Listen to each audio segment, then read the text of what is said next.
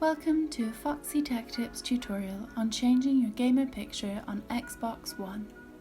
If you find this video helpful, please consider subscribing to my channel and liking the video.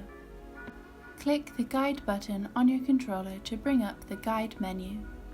Move to the left a few times till you get to the Sign In tab, and then click on your profile. Now select My Profile. From here, click on Customize Profile and then select Change GamerPic.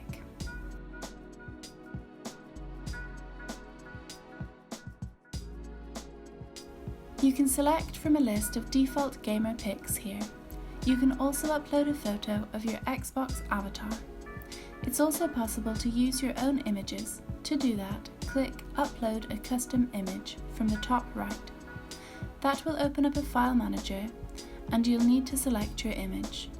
I have inserted a USB stick with my images into the Xbox.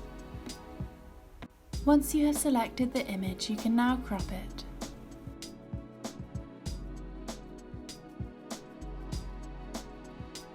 Your GamerPic has now been updated, and that draws an end to this tutorial. Please like the video if you found it helpful and subscribe to Foxy Tech Tips for more Xbox tips and tricks.